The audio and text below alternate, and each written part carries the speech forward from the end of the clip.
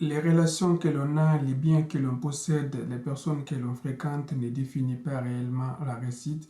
La réussite est un process de progression, c'est la possibilité à se développer sur les plans spirituel, professionnel, social, affectif, matériel et intellectuel. Salut à toi, moi c'est Javi Amara.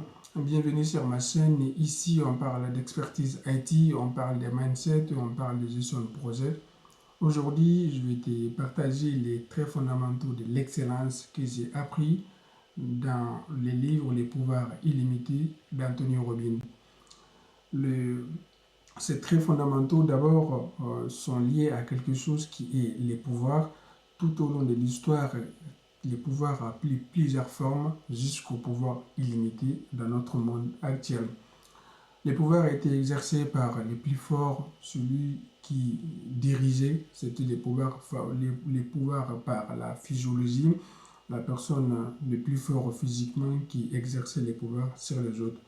Ensuite, il y a eu les pouvoirs par, par héritage, c'est-à-dire une famille ou un clan qui exerçait les pouvoirs de génération en génération sur les autres. Ensuite, à l'ère de l'industrialisation, il y a eu le pouvoir par capitalisme, ceux qui possédaient les biens et ceux qui avaient les moins à l'ère de l'industrialisation qui avaient les pouvoirs aussi. Dans notre monde actuel, on est à l'ère du pouvoir illimité, c'est-à-dire les pouvoirs à la portée de tous. Les pouvoirs de l'information. L'information est à la portée de tous. Ça peut être dans des livres, sur Internet, en 2 clics, et maintenant via de l'intelligence artificielle qui peut inventer, qui peut résoudre des problèmes. Donc, on est à l'époque des pouvoirs illimités à la portée de tous.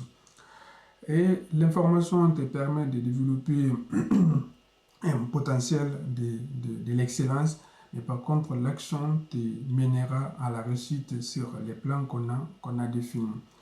Et on va d'abord donner par ordre les 7 traits de l'excellence qui ont été mis à notre disposition par Tony Robbins. Les premiers traits de l'excellence, c'est le plaisir que l'on prend en accomplissement des valeurs, qui est la passion, qui est le fait d'aimer ce qu'on règle comme problème, c'est le plaisir que l'on prend dans l'action. Et ça, c'est alimenté par le deuxième trait de l'excellence qui est ses convictions. Lorsqu'on aime ce qu'on fait et on croit réellement que ça peut apporter de la valeur, donc c'est le deuxième trait de l'excellence qui est la conviction que je suis sûr que c'est quelque chose qui va apporter de la valeur aux autres et à nous-mêmes en passant. Ensuite, le troisième niveau de l'excellence, des traits fondamentaux de l'excellence ou de la réussite, c'est le fait d'avoir une stratégie d'exécution, parce qu'on peut avoir de la conviction, on peut faire de l'action dans n'importe quelle direction, et sans stratégie derrière, les actions ne sont pas cohérentes entre eux et ne sont pas constantes dans le temps, donc on ne peut pas atteindre ce niveau d'excellence. Pardon.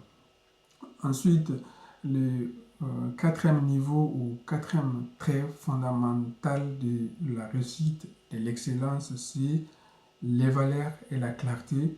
Si une stratégie, quelque chose que l'on aime bien, n'est pas en phase avec nos valeurs personnelles, ne sont pas en phase avec notre identité personnelle, culturelle ou sociétale, donc c'est considéré comme si on a une stratégie, mais qui n'est pas en phase avec notre personnalité. Donc, c'est pour cela, dans le quatrième trait de la réussite de l'excellence, il y a les valeurs et la clarté.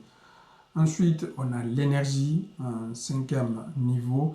L'énergie, c'est ce qui va te permettre à toi de passer à l'action, de mettre de l'énergie, comme le nom indique, de mettre de l'intensité dans les actions avec conviction et avec valeur, avec stratégie et avec passion. C'est pour cela on peut avoir une stratégie, on peut avoir de la vision, qu'on sait que c'est en phase avec nos valeurs, mais lorsqu'on n'émet pas l'énergie nécessaire pour implémenter la solution, donc c'est considéré comme quelque chose qui n'est pas productif, donc qui n'a pas d'effet d'excellence ou quelque chose qui va apporter de l'impact.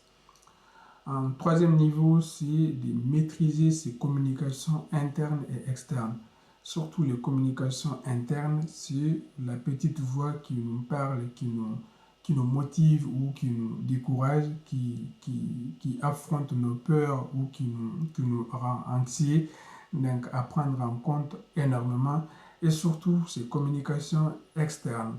Et comment ta capacité à créer un consensus autour d'un projet qui peut avoir de l'impact sur des gens qui ont la même idéologie, qui ont la même manière de voir la situation que toi. Donc ces communications externes sont extrêmement importantes comme trait de réussite ou comme trait de l'excellence donné par Tony Robbins. Et pour terminer, le conseil que j'ai pris et je l'ai mis à la dernière position, c'est le fait que les conseils de la réussite ou de l'excellence que j'ai appris aussi dans le même livre, c'est que je l'ai mis volontairement à la fin pour voir si tu y arriveras jusqu'à la fin ou pas. C'est, premièrement, il faut définir ce qu'on veut implémenter, ce que l'on veut faire. Et deuxièmement, il faut être capable et il faut être prêt à payer les prix nécessaires de cette réussite.